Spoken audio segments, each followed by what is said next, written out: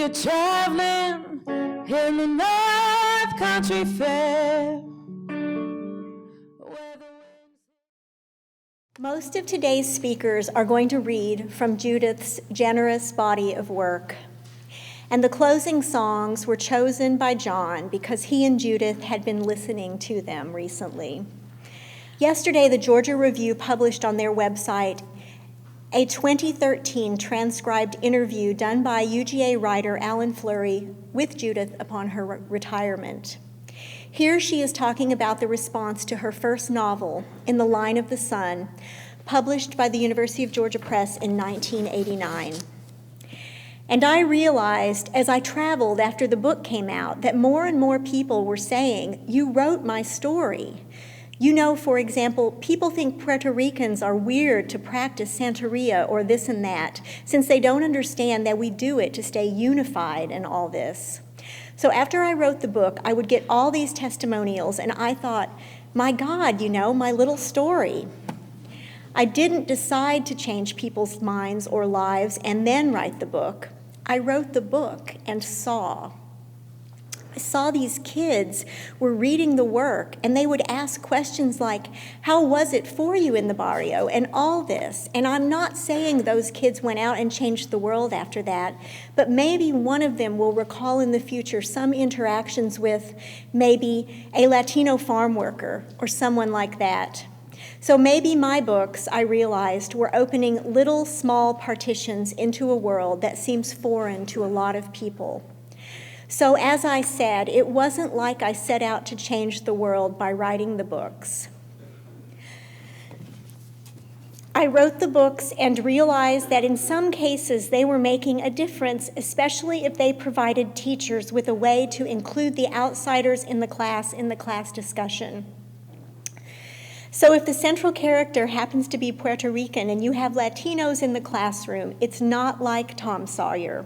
You need Tom Sawyer, but you can also talk about the brown boy.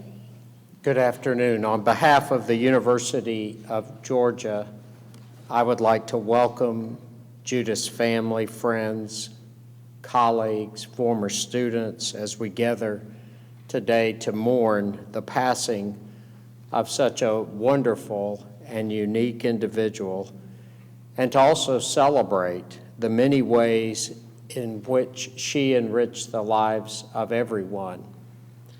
I was privileged to have known Judith and to have worked with her for many years at the University of Georgia. She was, as everyone in this chapel knows, an extraordinary faculty member. She was also a model citizen at the University of Georgia. She was the type of person that stopped you on the sidewalk, asked about your family, your career, your triumphs, why you were worried, what challenges you were facing. She was always warm, inquisitive, thoughtful, caring, and you knew that she felt about you on a personal level, and that she had profound things to say to you and great advice to give to everyone.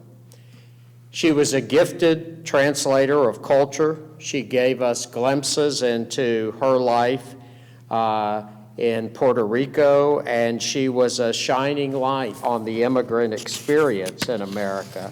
And I think that she helped every student that came in contact with her, as well as everyone in the university community, make sense of the world around them.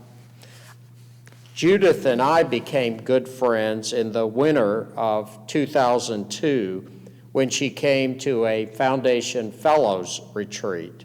And I know Dr. Steve Elliott Gower has returned today for this service, and he was there when we all witnessed Judith do something very profound at a period in our own history that was quite disturbing and quite unsettling. She came to provide perspective and comfort to our Foundation Fellows that were all grappling with the aftermath of the 9/11 tragedy. And through her extraordinary writing, she connected with our students surrounding the events of that terrible day in our nation's history. She was inspirational, and she literally connected with every student at that retreat as she shared her poetry, and she encouraged our students to express their own fears as well as their own hope for our future. She had an equally profound impact on the literary world as one of the most important Georgia writers in our history, and indeed one of the most important American writers of our time. Her devotion to her craft can be seen in the essay 5 a.m. Writing as Ritual from her Pulitzer Prize nominated collection, The Latin Deli, which was published by the University of Georgia Press. In this essay, Judith described her writing practice as simply an act of will. She awoke every morning at 5 a.m., 2 hours earlier than the rest of her household, and she used that time to channel her talent into works of universal and lasting value. In this and in many other ways, Judith set an empowering example for other writers to follow. She also served as an outstanding teacher and mentor to her students. She taught them to be open. She taught them to be disciplined. She taught them to understand and be engaged in the world around us.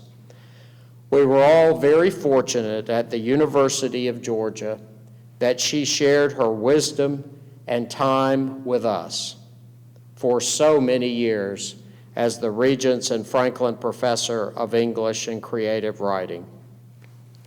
And it is with great sadness that we say goodbye, but it is with great admiration and tremendous respect that we will always remember Judith. She will be dearly missed by the university community as a friend, as a colleague, as a profound and extraordinary faculty member, and as a beloved member of this entire community. Thank you. I'm Jenny Gropp. I'm the managing editor of the Georgia Review, and I'm standing in today for our editor, Stephen Corey, who first met Judith in 1981. She made her Georgia Review debut in 1990 in our Women in the Arts issue, and she was in wonderful company: Eudora Welty, Joyce Carol Oates, Evan Boland, Rita Dove, Maxine Kumin, and many other feminist writers. I first met Judith, somewhat ironically, while she was working on her last piece for the Georgia Review, an essay that was published in our 2012 Georgia Writers Hall of Fame issue, which was my first issue as managing editor. Judith was gracious and brilliant, and I appreciated every moment of working with her. When we finally met in person, all the editing was done over email. It was at the Georgia Writers Hall of Fame celebration that year, and Stephen pointed me out to Judith from across the room, and she turned and her face just broke into the smile, and she walked towards me and opened her arms and she said, "Jenny, it's you!" And she hugged me, and it was wonderful. It was a really good welcome to the UGA community. As Lisa mentioned, I had the chance to put online with the Georgia Review an interview with Judith from 2013, and it is wonderful, and it was an honor to work again with her voice. Also a little sad, but it was beautiful. Today, I'm going to read a remembrance from the writer Karen McElmurray, who is a former student of Judith's, and she earned her PhD here at UGA in American Literature in 1997. And this remembrance was also great for me to read because this is back in the 90s, and now I look through the history of the Georgia Review, and almost every person that she mentions in this remembrance is somebody who has worked with the Georgia Review in some capacity, whether as a graduate assistant or as a writer. So I'll read this now. This memory starts back in 1992, though I am unsure of where and exactly when. I know that it was late August. I know that there was a room somewhere, and that at least some of the people I have come to love dearly over the years were there. Maura Mandyke, Gordon Johnston, Melissa Morphew, Virginia Craighill. It was one of my first meetings with my friends and colleagues in Athens, Georgia. The room was maybe in Park Hall, but I'm not sure about that. I am sure that we were there to share stories we'd written and that Judith Ortiz Cofer, who I came to call my mentor those next years, was there. Memory gives her long black hair such shine, her voice and laughter a quality I will never forget. Those following years were an apprenticeship, one kind and arduous. I see myself sitting in a classroom with Judith as her assistant for a seminar in memoir writing. I see myself in a workshop where I wrote a paper each and every week for 15 weeks about what became my favorite book, Ceremony, by Leslie Marmon Silko.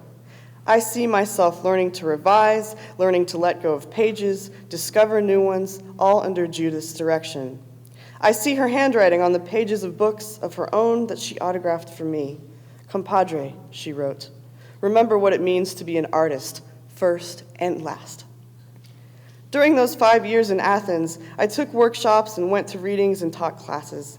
I went to Sapelo Island each spring to share a working retreat with Jim Kilgo, Judith Ortiz Cofer, Coleman Barks, and all of my peers. I walked the beach with Judith once in the dark, and we lit sparklers right by the water's edge. I learned those years what it meant to be in a community of others who also want to learn, to write, to summon that hardest of things, a writing life. I am truly grateful to have shared those years with the creative writing program at UGA and with Judith. These last almost 2 years, I am fortunate to have been able to write back and forth with Judith. We shared notes about what it means to be ill and about longing to be well again, but we also shared notes about what it means to keep writing, seeing, and summoning stories. The mentorship I'd shared with Judith shifted and transformed into a friendship in which I was witness to such great courage. Last week, at a residency in West Virginia, I began a reading by sharing a poem of hers. I will hear you sound out my epitaph. Aquí descansa una mujer que quiso volar. You will recall telling me that you once dreamed in Spanish and felt the words lift you into flight. Later, a student came up to me and said that it seemed as though a wavering light visited and stood behind me as I read the poem. I believe this. The spirit of words, of friendship, of art to be made ahead, there with us all. I am so grateful. Thank you. My name is Barbara McCaskill. I'm a professor of English here at the University of Georgia.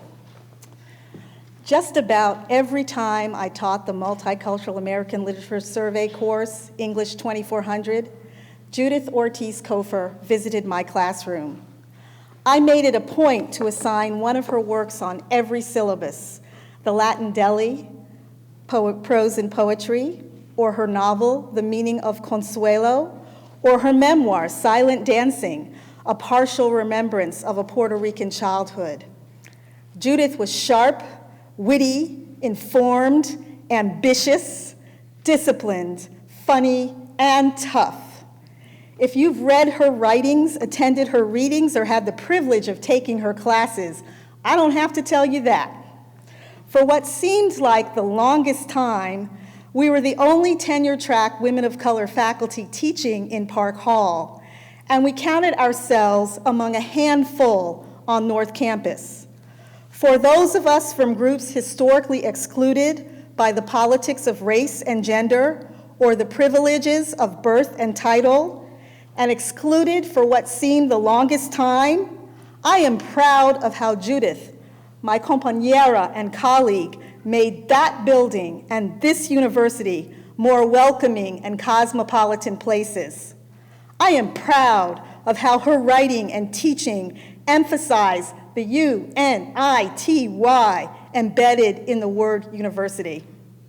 In the Latin Deli, Poetry and Prose, Judith includes a series of 4 short poems whose titles begin with Spanish verbs: orar, to pray; dividir, to divide; respirar, to breathe; and volar, to fly. In the same way that Judith was not into cooking, I am not into writing poetry.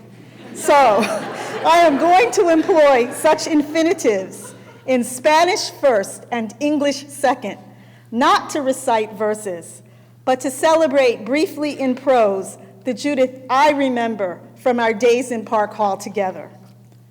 Pertenecer, to belong. My first memory of Judith is a confrontational one that places her in the creative writing office, owning that space and her power like a gangland boss in the film Goodfellas. Head to toe in black, one hand on her hip, one brightly lacquered finger leveled at me. She told me to stop it. I was the new kid on the block, the newbie struggling with imposter syndrome, and Judith was not having it. The secret to belonging is to act like you belong, Barbara, she said, no matter how you feel it. As a Navy brat and an Army brat, growing up on the move in military families, we both knew what it meant to be the new kids on the block every 2 or 3 years. For gypsies like us, life was not always a Norman Rockwell painting full of smiles, sunshine, and soda pop.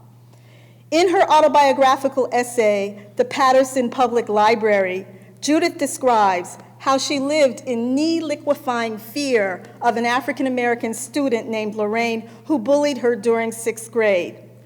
As the new kid on the block, from Puerto Rico coming to New Jersey, Judith was what she called the perfect choice for Lorraine's ritual humiliation. Judith was too smart, too skinny, too small, and like Lorraine, too different to fit in. Judith writes that she came to depend on knowledge as my security, to find in library books what she needed to survive in 2 languages and 2 worlds. Judith and I shared this common ground, that the gifts we received from literature gave us an escape from society's pigeonholes. They helped us to find inner freedom as a barometer of self-worth to live and grow by.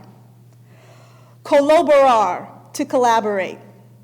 As a bold and beautiful woman, a full-chaired professor, and a department head, Judith smashed preconceptions of what university scholars look like and how they should behave.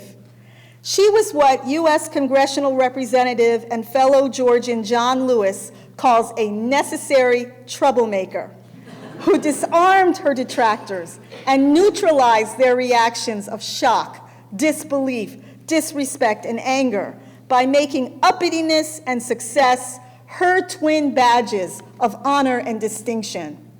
Judith was here to stay in this humanities field, and she expected the respect she deserved and had earned. She took mentoring seriously, and she understood correctly that mentoring is a reciprocal effort where both parties give and receive.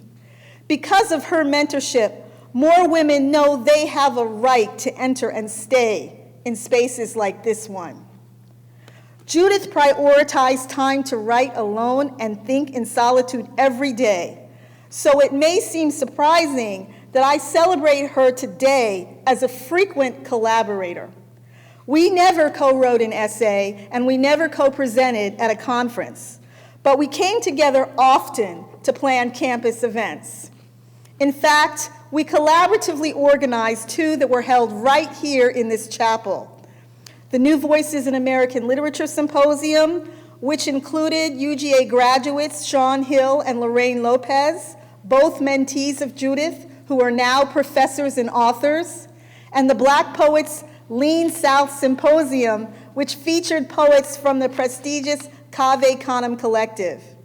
Judith and I also served together on every kind of committee under the sun, for the hiring of new faculty, evaluation of dissertations and theses, faculty promotion, solicitation of guest speakers, selection of student awards.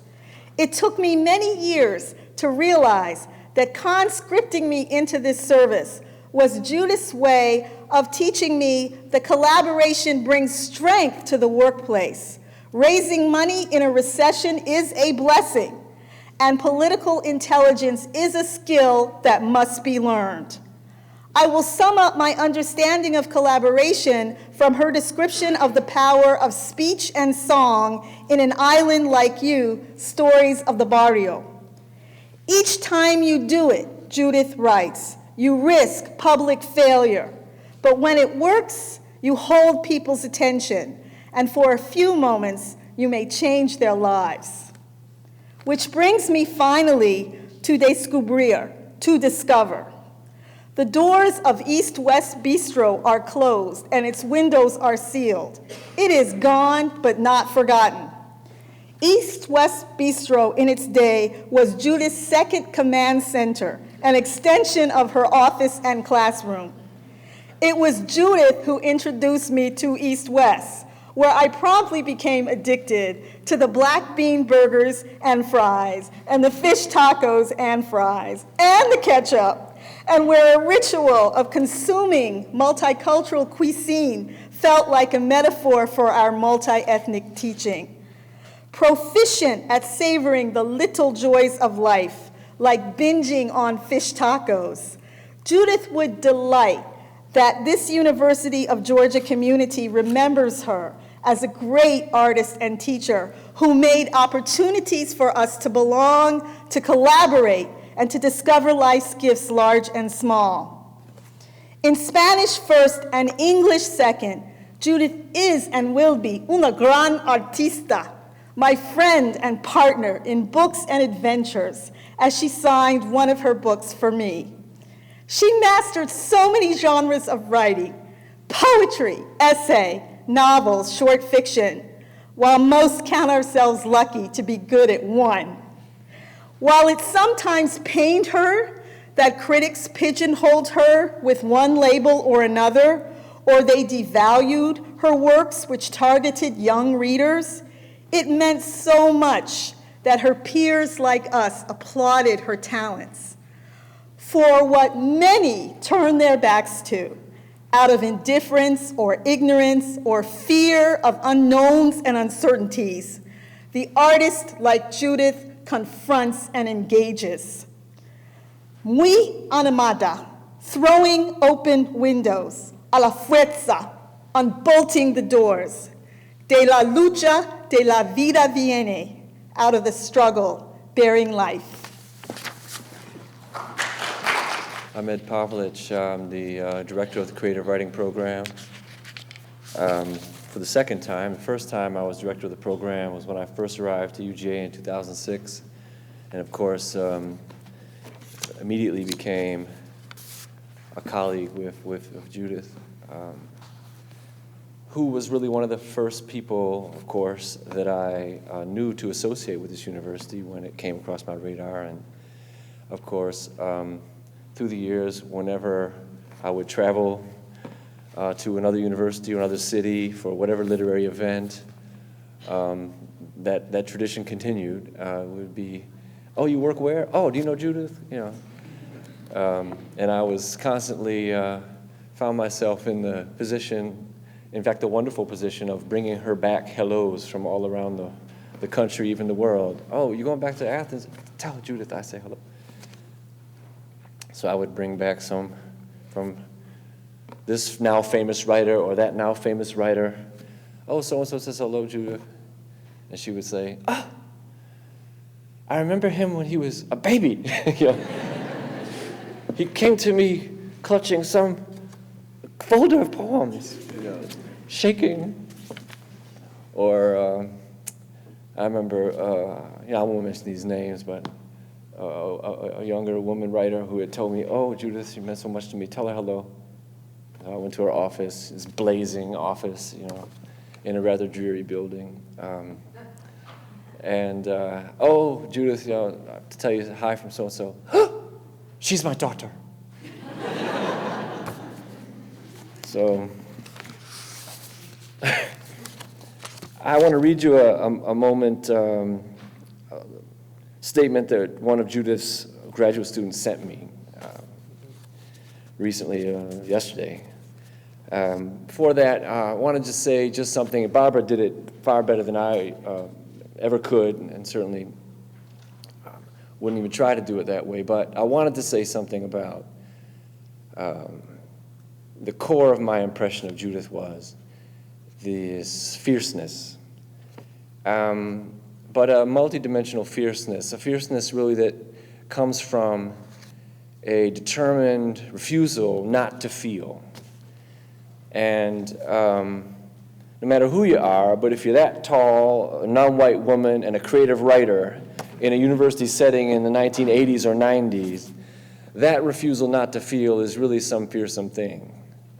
And then, of course, if one is to succeed, survive, teach, love, one has to, of course, accompany that refusal not to feel with a fierceness. And Judith's profile and her signature presence in the world came with that.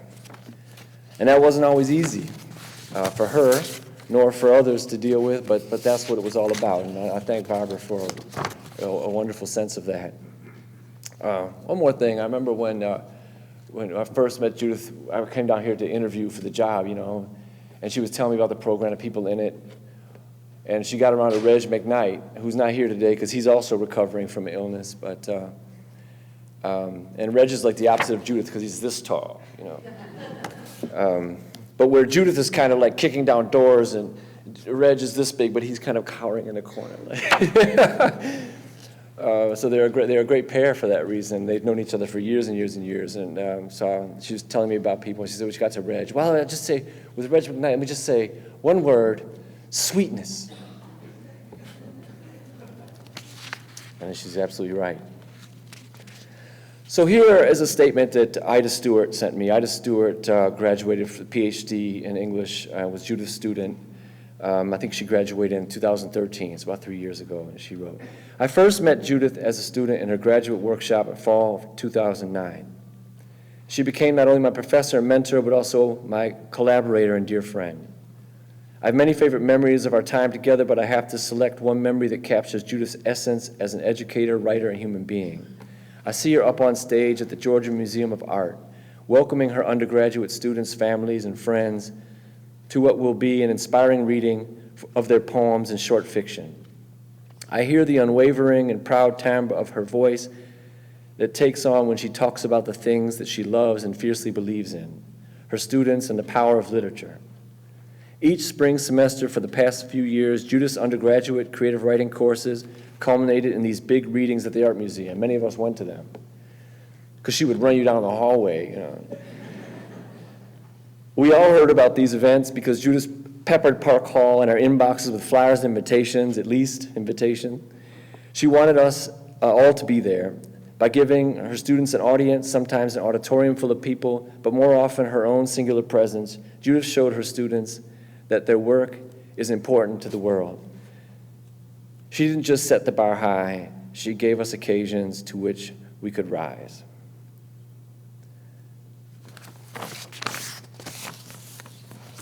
I'll end with that. Thank you all. Judith, wish you were here.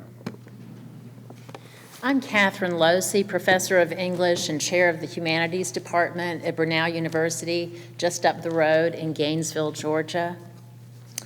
I first entered Judith's orbit 20 years ago when I arrived at UGA from North Carolina to begin again. My youngest of 4 children had just graduated from high school and was off to college, so I seized the opportunity as a single, empty nest mother to quit my job, sell my house, and move to Athens to begin the PhD program in English and creative writing. I was almost Judith's age when she became my teacher, which no doubt smoothed the way for us to become friends. But there was an ineffability about it, too. We were alike, yet not alike. We both loved every possibility of language, though, of course, by 1996, Judith had already published 6 books and been nominated twice for the Pulitzer Prize. We were both proud of our brilliant daughters, who were just about the same age, and whose time at UGA briefly intersected when Tanya Cofer was earning her PhD in math and my daughter Rachel a master's in Spanish.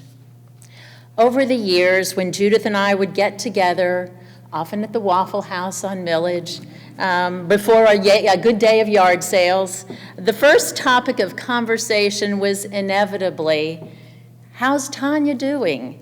And what about Rachel? Judith was a generous, closest friend, just as she was a generous teacher and mentor. And I know many of us have our own examples. Judith drove to Brenau a number of times to give readings to my students, to inspire them, and just to spend time with them. And I've heard back from a lot of them how meaningful that was to them. Judith was part of a generous family. Husband John, daughter Tanya, more than son-in-law Dory Rudifer, an extraordinary grandson Eli, the newest center of Judith's heart. I count myself blessed to have been welcomed into their family circle, to have been Judith's sister in spirit, to have spent many wonderful writing weekends in the natural beauty of their farm in Louisville, to have watched the sacrament of Judith's and John's and Tanya's and Dory's and Eli's love for one another unfold over the years through the best and worst of times. Judith loved giving as she loved beauty. My favorite color is blue, and we both laughed when she gave me this scarf for my birthday a few years ago. I don't know where you'll wear this, she said, but I saw it and thought, it's the most beautiful blue thing I've ever seen. Well, Judith, I'm wearing the bright scarf today in honor of you, with gratitude always. Among Judith's most beautiful words were her prose poem, The Aging Maria, which was published in Image and collected in the Best Spiritual Writing of 2010. It's one of her gifts to all of us. She stands in my mother's lawn, forbearing the elements, the yearly tropical depressions and occasional hurricanes, calm blue gaze cutting through time, just as she had in my grandmother's jardin, where she stared perpetually at the avocado tree. Santa Maria, sole witness to the mature fruit's mysterious plunging off the branches in the night, explosions on the zinc roof of my first bedroom, the abrupt starts of my awakenings on the island. The paint on her plaster face is now cracked, so she seems wiser, somehow marked by lines of pain and laughter. Her blue and white gown is worn through to the raw material of her making, as if she had been neglected by busy offspring in her waning years, living on a fixed income, no daughters checking in on her from time to time, no new robes or sandals on Mother's Day. Now in direct contact with the ground, her naked feet have yellowed. The cloud she once stood on is half buried in the fertilized soil where my mother grows her high-maintenance roses. The Queen of Heaven is aging on a Caribbean island, sustained only by the collective memory of her 1 year of living dangerously and the still popular assumption that glory clings to her presence. Her new smile may be the irony created by loss. The real revelation, she is beyond repair. Yet year after year, a tiny creche is placed before her in December, as if her arms could still hold a child, although it is plain to see that her fragile fingers are chipped at the tips and broken at the joints. In fact, all that is unsustained by cast or mold has begun to fall away. Still, year after year, she stands firm in my mother's garden. In crepuscular light, her still regal form acquires a certain luster, the yellow patina of age briefly turning to a luminous gold, as though she were lit, as she is, from within. Buenas tardes. Good afternoon. My heartfelt condolences to Mr. John Cofer. There is a fixed phrase in Puerto Rico that fully expresses how I feel today. Lo acompaño en sus sentimientos, Señor. I share your feelings. My name is Rafael Ocasio, Charles A. Dana Professor of Spanish at Agnes Scott College in Decatur, Georgia. Thanks to my autographed copy of The Line of the Sun, I know the exact date Judith and I met. On October 7, 1989, she had come to Atlanta to read from her recently published novel at the iconic Oxford bookstore, back then the city's intellectual center for serious book buyers. After giving an exciting reading that, as I came to witness so many times later, mesmerized her audience with the funny and sincere passion of a consummate storyteller, Judith, like a Boricua high priestess at Delphi, signed my copy with a foretelling of her own.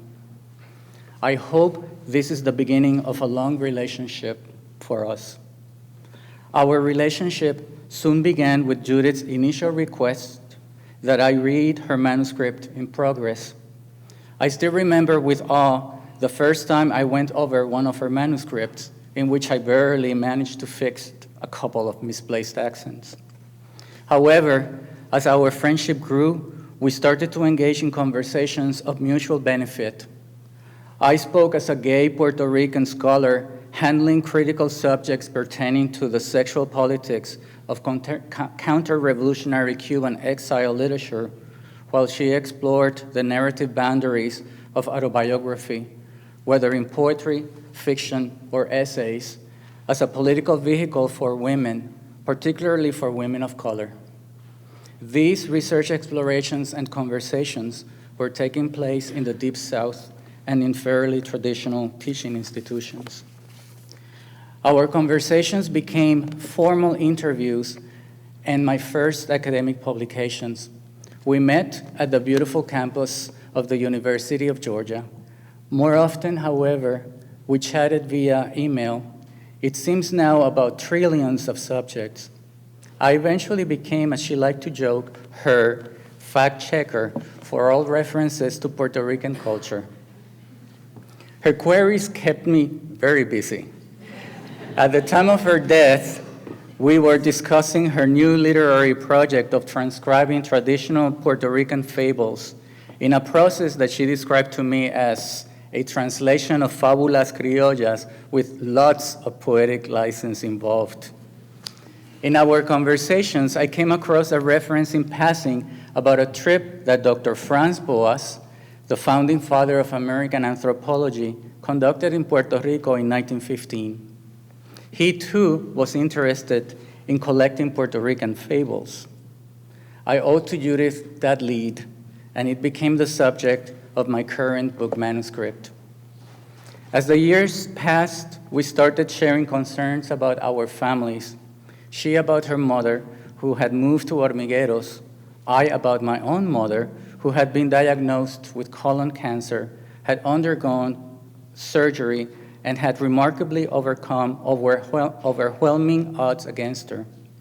Our mothers became our strongest personal connection and our relationship became a source of countless advice pieces, often anecdotal jokes on how to deal with a Puerto Rican mother.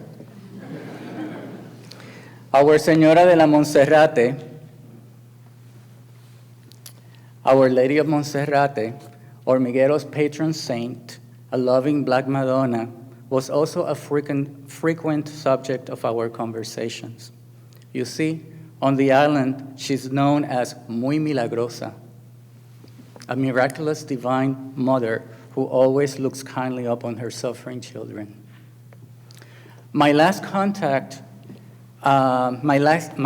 extended contact with Judith took place while reading and commenting on her manuscript, The Cruel Country, a memoir that documents how Judith bravely faced the duties of taking care of her mother in the week prior to her mother's death.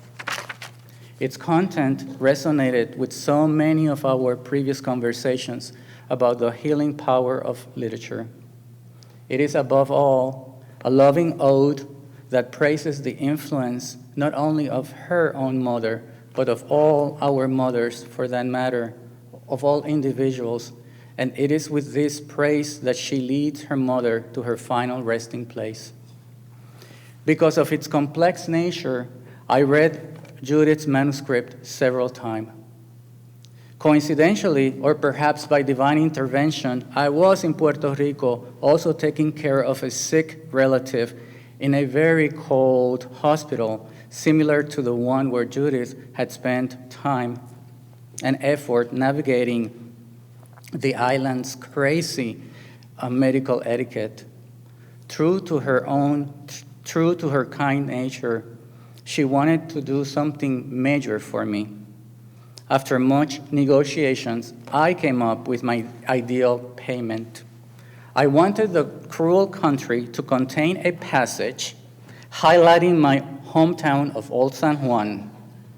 Not such an easy task, mind you, since the action of this memoir takes place in Hormigueros, which is on the western coast of the island, very far removed historically and geographically from my beautiful Viejo San Juan. She agreed, however, though not without giving me some grief, using her characteristic sense of humor. I feel like the genie in the bottle. I don't see you as Barbara Eden, however. I promised you a gift, and now you have asked for one I must try to find the magic to realize. I will have to refresh my memory of Old San Juan, watch some YouTube videos, and look at photographs. Let me see what I can do, hijo. This is my piece, which I now treasure as much as I do our 27 years of mentorship and friendship. I will forever miss our emails, our lunch visits at the University of Georgia, and my always smiling other Puerto Rican in Georgia, as we jokingly like to refer to each other. May 31st, 2013, at 12:39 p.m., J.O. Cofer at AOL.com wrote, Dear Rafael, here's the revised Old San Juan passage. I thought it'd be appropriate to send it to you as you leave your beloved city. Gracias por todo, Judith. I board the tiny propeller plane in Mayagüez, looking down at that vast azul sea of variegated blues. I see the green eye of my island looking at me, fixing me with a vision of place I will take to my grave. In half an hour, we are on the other side of the island. We pass over the old city of San Juan, on whose blue cobblestone streets fortune seekers from all over the world have walked. There are the narrow alleys lined with old warehouses that once stored rum and spices and are now stores that sell trinkets to the tourists. There are the imposing condominiums and hotels, and there are the cruise ships disgorging the masses whose dollars keep the island's economy afloat. And just below us, As the avioneta dips and descends toward the airport in Isla Verde, is El Morro, the Spanish fort built by the Spaniards to defend their rich port. I watch it recede in the distance like a mirage until it disappears. When it does, I look forward toward the horizon, letting my heart lift at the thought of home. Good afternoon. I'm Christy Desmet, a colleague of Judy's for a long time from the Department of English. Judith Ortiz Cofer and I joined the UGA faculty at exactly the same time in 1984. I taught 6 courses a year and Judith taught 9. As we went through the odyssey towards tenure, we did have some fun. Judy and I both wore quite high heels in those days, and as we walked each day from the coffee room to our little 3rd floor offices, one of the older professors would emerge from his office with arms crossed and brows furrowed to see what was making such a clatter. Women's high heels were apparently a novelty on the 3rd floor of Park Hall then. Judy and I started fantasizing about how when we grew old, we would march around Park Hall loudly in high heels with our walkers. As time went on, I was aware of how important Judy was becoming as a writer, both at home and in the world at large. In 2008, I chaired an informal session in Park Hall that filled up immediately with students, colleagues, and members of the public. When one year, Judith was the featured writer at the National Conference on College Composition and Communication, the leading organization for college writing faculty, it was standing room only in the double-wide hotel ballroom, seating somewhere between 500 to maybe 900 people. But when Judy died, I learned anew, in part from Facebook, just how many people's lives she had touched, including a high school teacher I know in Wisconsin and undergraduates from many years past, Leandra. Colleagues have since mentioned, as you've heard today, how generous she always was with her time, coming to read to and talk with classes. She inspired many students to take their writing seriously. More than one undergraduate left class fired up by the short piece Jerry referred to, 5 a.m. Writing as Ritual, which was Judy's account of how and when she found time to write. Even in her final years before retirement, Judith would mentor 4 or 5 undergraduates a year as interns in her writing classes who wanted to learn from her how to be a writer. Judy had such a great effect on us all for 3 reasons, and don't worry, this isn't a 5-paragraph essay. But first, she always let you know that you were loved. Second, she showed you that your own life was fun, an adventure, even worthy of storytelling. My greatest memories of Judith and her family involve the Cofer farm that Catherine referred to, the 750-acre family spread in Louisville, Georgia, with fields where you can find Native American artifacts, the house with a deck overlooking the pond, the little cabin where Judy wrote, which had received improvements after her retirement, and in later years, what came to be known as grandson Eli's Beach at the edge of the pond, the sign Eli's Beach clearly visible as a landmark on Google Earth. Judy always let you know that visiting the farm was going to be a great event. We would fish, sometimes have a fish fry, or eat a sumptuous southern meal cooked by John, let the dogs run around and chase squirrels, dig for voles, and generally supervise the fishing, and just enjoy the farm and one another's company. Farm visits could also become adventures, less like the idyllic setting of Tales Told Under the Mango Tree, and more like the daring feats of Maria Sabina, the feminist folkloric heroine who outwitted bandits and was Judith's own artistic avatar.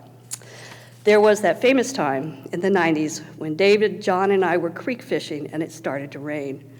Our dog, who was thunderphobic, just disappeared to an unknown location for 5 hours. Fearful that she might head for the road, David and I took the tourists down the long dirt road that had once almost defeated a seasoned FedEx driver who was delivering NEA applications to Judith, and promptly got stuck in the sand. John had called his parents to be on the lookout for the dog, and eventually CH came up with his tractor to dig out the tourists. The tractor bucked up and down ferociously, and just as the car came loose, out of the woods wandered the dog, mildly interested in this hullabaloo. Judith somehow presided over this entirely extraordinary event as something between command central and tutelar deity and chronicler. By now it was 9 p.m. and growing dark. John went out and got steaks. The projected dinner of fresh caught fish understandably had not materialized, and we retired in relief at 11 p.m. The next morning, while we were having coffee and Tanya emerged undoubtedly from studying mathematics, suddenly Casper, the deaf cat, tore around the corner with the handle of our dog food bag stuck around his neck, slinging kibble all over the house.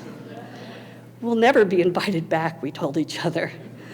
After we had gone, Judith later said, as she turned back to go in the house, all she could see were tails hanging down from the trees. As a parting gift, the unrepentant dog had treated every one of the outdoor cats. We were invited back again for John's Southern feast and later organic vegan feast from the Cofer garden, and the family grew with Tanya, Dory, and Eli home for visits. On our most recent visit to the farm, however, adventure struck again. David, John, and I went out in the little boat on the pond to fish, while our current dog stayed behind to keep Judith company, who by then had been through some treatment. At some point, John decided to see if he could knock down a leaning birdhouse in the middle of the pond, which was becoming an eyesore. There were no birds inside, but there was a swarm of displeased wasps. As John tried to fend them off, I tucked in and stayed very still, while David tried to get hold of the paddle and push us out of the wasp's reach. John was about to abandon ship, which would have upended the entire party into the water when we pulled clear. But we had to return to Judith in defeat, sans fish, scarred from battle and feeling pretty sheepish for dignified 60-year-olds. I am one of the people whom Judith helped to see their own lives as a story. Although I never wrote fishing stories as she had suggested, even giving me an anthology of women's writing on the angler's art, and I rarely rise at 5 a.m. to write, I do see myself as a writer. That was the greatest gift Judith Cofer gave us all, an understanding of the importance and joy of writing, of committing to the ritual. And I'm very grateful to John, Tanya, Dory, and Eli for having shared her with us. Good afternoon. I'm Hugh Ruppersberg, a retired professor of English. You've heard from all of our speakers how Judith Cofer was a number of different people, a writer, a teacher, a mother and grandmother, and a partner in marriage, and a friend, and a passionate representative of who and what she was, a Latina woman born in Puerto Rico, living most of her life and working in the Deep South. She truly embraced these roles. I knew her, before I knew her personally, as a writer whose work I admired. And then I got to know her as a member of the department, the English department. Gradually, I became friends. We became friends. And I've counted her a friend for at least 30 years. And my friendship with her was pretty much centered on the English department. We exchanged emails, we chatted in Park Hall, and we met in downtown Athens for occasional lunches. We all discussed mutual interests that we had, books we were reading, films we had seen, our families. She would talk of projects she was working on, books she was writing. She shared drafts of what she was working on, and sometimes she sought my opinion, which she really didn't need because she had a pretty firm sense of where she wanted to go. One time she deconstructed an episode of The X-Files, which concerned the chupacabra, which was something I knew very little about and she knew more about. She had a great sense of humor, and people have talked about this, but I really can't overemphasize it. She was a very funny, witty, sly person. She liked to kid me for being too reserved, for instance. And that was an aspect of our friendship that I really appreciated. She always talked about her students, in whom she took great satisfaction. Of course, several of them have been here today. She talked often about her husband, John, and her daughter Tanya, and of her grandson, Eli, and son-in-law, Dory. Depending on what she was working on, she would talk about her life in Puerto Rico or in Georgia. She would talk about her mother or her father or her brother. I felt that I came to know her family in a very personal way. As people have said, she really did love writing. She worked hard at writing. She was extremely self-disciplined. She was a daunting model in that regard to her students and to her colleagues, certainly to me. She saw writing as her vocation. She saw it as her higher calling, and she answered that calling with every particle of her being. She was so pleased that others admired and enjoyed her work. She gave much of herself to her department and to her colleagues and to this university. Whenever I asked, she would come visit my classes without hesitation. Her life and her presence really did enrich us all. I wanted to end my comments by reading the closing lines of her poem, Where You Need to Go, which is one of my favorite of her poems, from her book, A Love Story Beginning in Spanish. Today, opening my eyes again in my mother's house, I know I will experience certain things that come to me in dreams and deja vu. The timeless tolling of bells, because time must be marked for mortal days in minutes, in hours, and in measured intervals.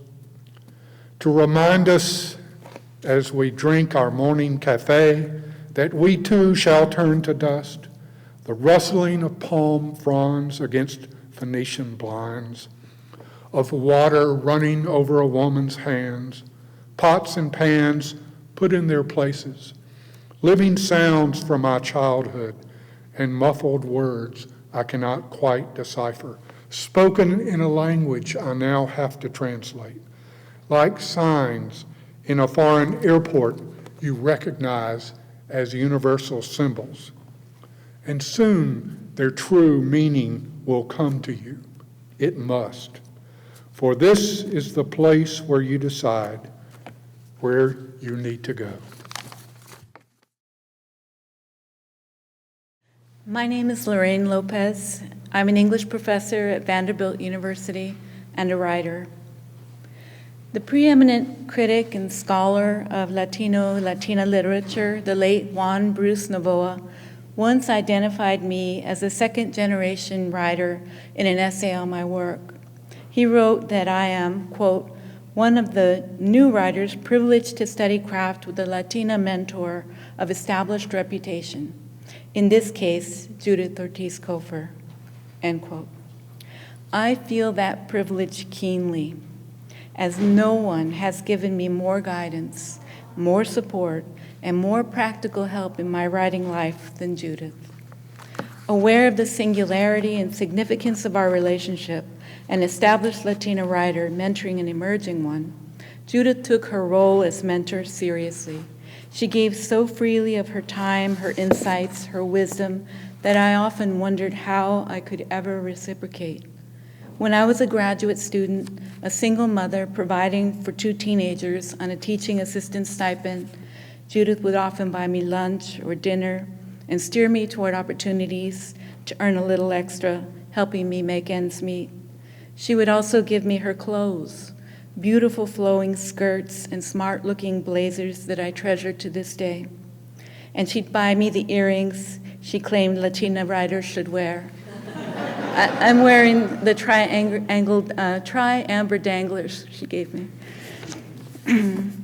Generosity was one of Judith's defining traits. Another is grace.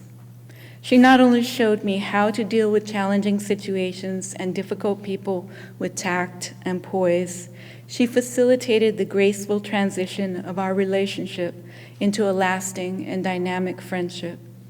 In doing this, Judith showed how to develop meaningful and close connections with those I teach and mentor.